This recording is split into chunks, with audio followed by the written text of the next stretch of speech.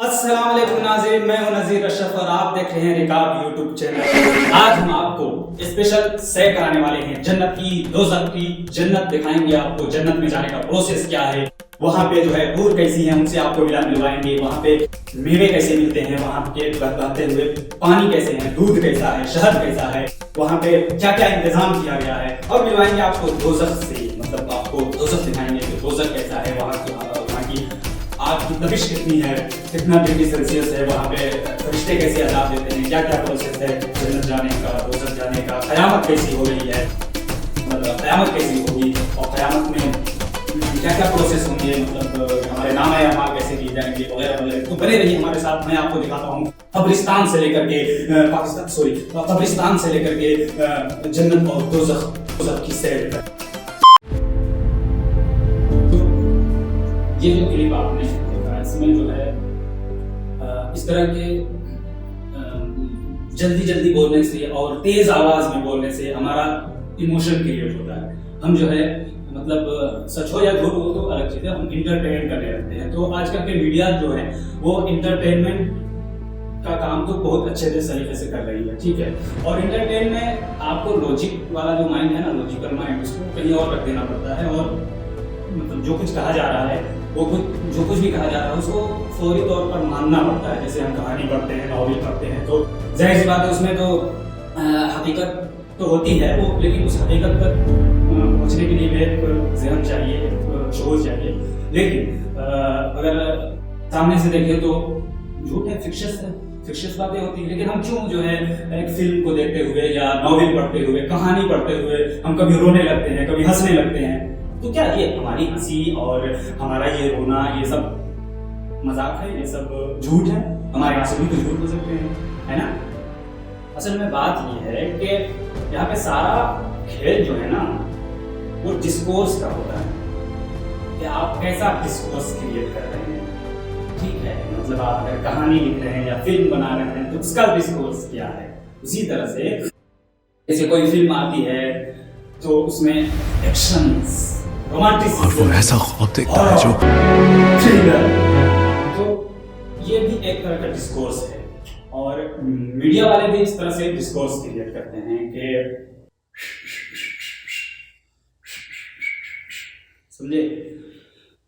तो हम संजीदगी से बात करते हैं, कुछ पते की बात करते हैं। हाँ, वो इस तरह के हम ये देखने की कोशिश करते हैं कि हमारे समाज में जो एक पर्टिकुलर कम्युनिटी नहीं, बिल्कुल नहीं, एक खास पार्टी का दबदबा या उसका रसूख कैसे पैदा होता है वो समझने की कोशिश करेंगे। फूको मिशेल फूको एक मशहूर फ्रेंच फिलोसोफर और हिस्टोरियन रहा है। तो जाहिर सी बात है उसका जो इल्म और पावर, नॉलेज एंड पावर की थ्योरी बहुत मशहूर है। और उसने जो है ये बताने की कोशिश की थी कि जो इंस्टीट्यूशनलाइज्ड पावर जिसको आप मानते हैं, फॉर एग्जांपल आप मानते हैं कि सुप्रीम कोर्ट इज सुप्रीम होते हैं, राइट। तो ये एक इंस्टीट्यूशनलाइज्ड पावर की मिसाल है। तो फूको जो है इसको नहीं मानता है। फूको का कहना ये है कि पावर इज डिफ्यूज्ड एवरीवेयर। इसका क्या मतलब है? मतलब ये है कि देखिए आपके अंदर भी पावर है, लेकिन आप क्या है ना उसको आप डिस्कवर नहीं कर पा रहे हैं, आप उसको देख नहीं पा रहे, सोच नहीं पा रहे, परख नहीं पा रहे। वो इस तरह के पावर, नॉलेज, ये दोनों आपस में मिले हुए हैं। पावर है आपके पास तो आप डिस्कोर्स क्रिएट करेंगे, और डिस्कोर्स कैसे क्रिएट करेंगे तो उसके लिए आपको नॉलेज चाहिए होगा। तो आपके पास अगर नॉलेज है तो आप डिस्कोर्स क्रिएट करेंगे।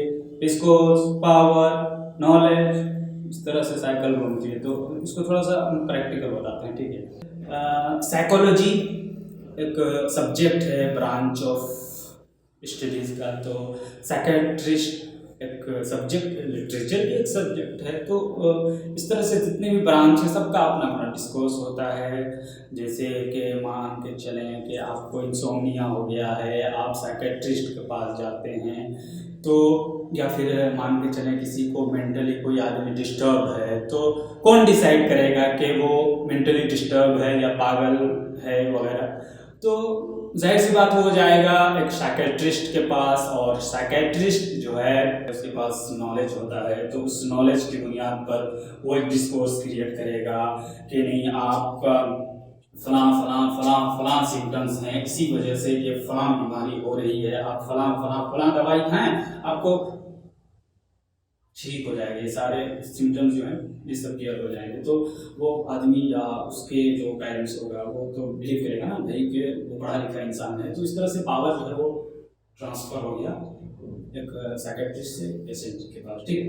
तो इसी तरह से हमारे मुल्क में भी पॉलिटिकल पार्टी में भी ऐसा होता है। जैसे देखिए आप बीजेपी को लें अगर आप, तो उसने क्या किया, सबसे पहले तो डिस्कोर्स क्रिएट करने की कोशिश की, तो उसके पास हिस्ट्री की थोड़ी कमी महसूस हो रही थी कि हम जो है कैसे पास्ट को रोमांटिसाइज करें, ग्लोरीफाई करें और एक अपना डिस्कोर्स क्रिएट करें, अपना नैरेटिव क्रिएट करें, राइट, जो कि यूनिक हो, लोगों को यूनिक लगे और थोड़ा सा एंटरटेनमेंट भी हो, और थोड़ा सा जो लोग बहुत दिनों से मायूस चल रहे हैं कि एक ही तरह के सब्जेक्ट है, क्या डेमोक्रेसी तो सेकुलरिज्म तो क्या रिपब्लिक, ये सब बड़ा हो यार, लाओ दूसरा कुछ नया करते हैं। तो लाया उन्होंने एकदम हिंदुत्व, उसमें सबसे पहले ये ज्ञान दिया गया कि हिंदुस्तान इज हिंदू राष्ट्र, और उसके लिए हिस्ट्री इन्वेंट किया गया।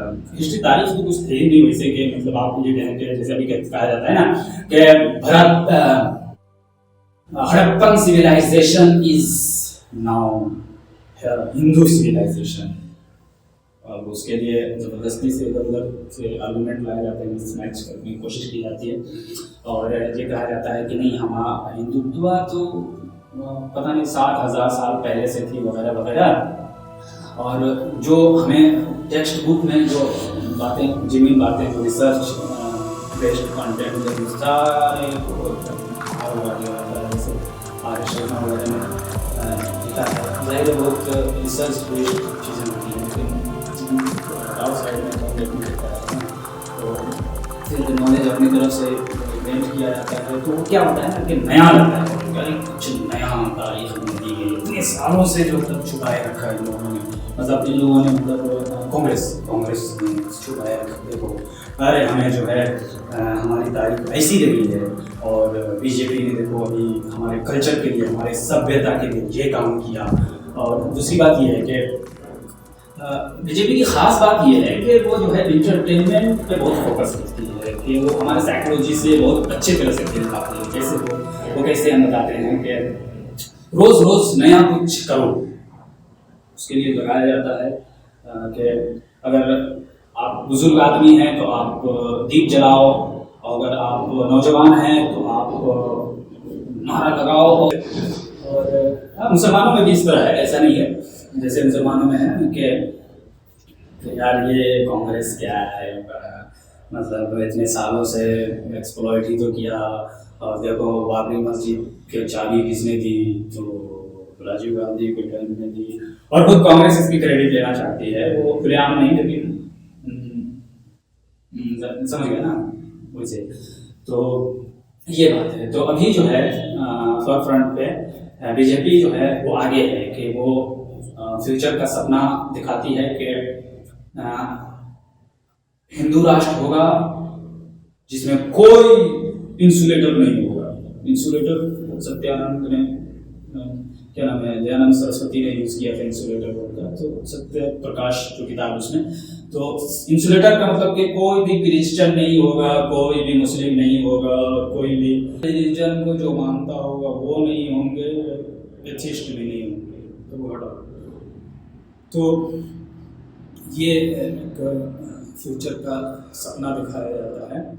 और जिस तरह रिलीजन में भी जो लोग रिलीजन को तनकीद करते हैं या तनकीद करते हैं, वो लोग भी ये कहते हैं कि मज़हब में क्या है ना कि भाई जो प्रैक्टिकल प्रेजेंट में जो प्रैक्टिकल मिजरीज हैं उनको उन पर ध्यान देने के बजाय आपको सपना दिखाया जाता है, वो मुस्तकबिल का, फ्यूचर प्लीज दिया जाता है कि गालिब जैसे कहता है कि हमको मालूम है जन्नत की हकीकत, लेकिन दिल के खुश रखने को गालिब ये ख्याल अच्छा है।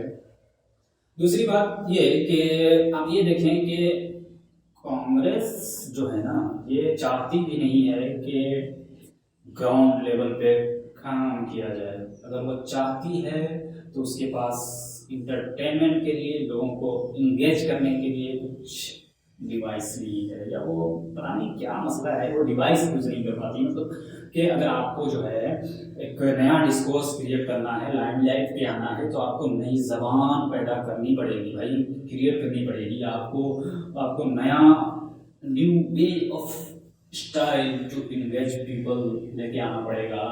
उसके अलावा आपको भी जो है आप अपने फॉलोअर्स को इन्वॉल्व कराइए, क्या ये करो वो करो, ये करो वो करो।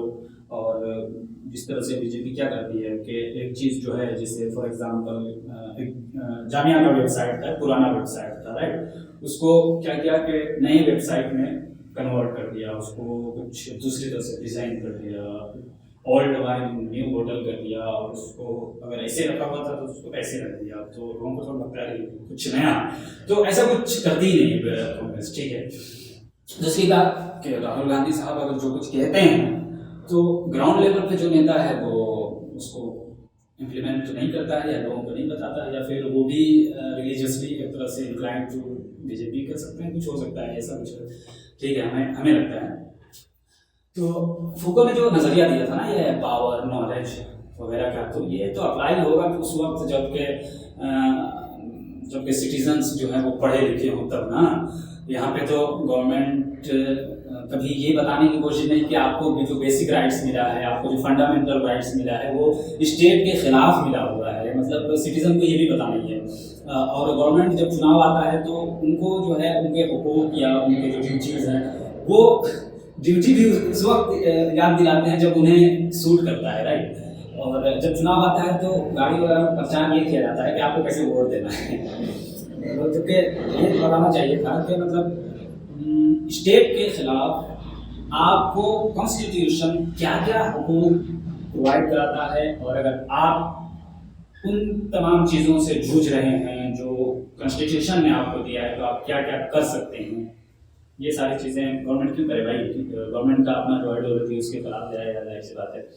और आवाम जब पढ़ा लिखा ना हो, आवाम जब जाहिल हो, वोट करने वाला जब ये भी पता नहीं हो कि वो खुद क्या है, और आप उसके वोट से मतलब वो किसको वोट करे, ठीक है, कि उसे बेटर रिजल्ट मिल सके।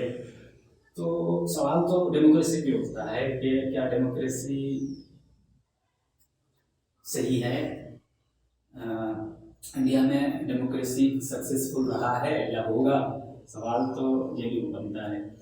और जैसा कि Aristotle, if I am not wrong, Aristotle said once that अगर कोई पानी जहाज चला रहा है, ठीक है, तो पानी जहाज चलाने का हक तो उसी को है जो जानता है, और जिसे पता ही नहीं है भाई आप उसको दे देंगे तो क्या होगा, वो तो डूब जाएंगे ना। तो थोड़ा सा रिलेट होता है, लेकिन क्या फिर इसका बदल आप ये कहेंगे कि नहीं डेमोक्रेसी नहीं बल्कि एरिस्टोक्रेसी। नहीं यार, ऐसा थोड़ी होता है कि डार्क दिन नहीं है तो रात ही होगी। डार्क एरिया भी होता है, कुछ सोचने समझने की भी चीज़ें होती हैं कि उसका कुछ अल्टरनेट भी हो सकता है। हाँ, तो मतलब ये देखिए, आप अमेरिका में जब वोट होती है तो एजुकेशन, हेल्थ, राइट्स और पॉलिसीज वगैरह की बुनियाद पर होती है। इंडिया में रिलीजन के बेस पे हो रही है। तो सोचिए what next can be done.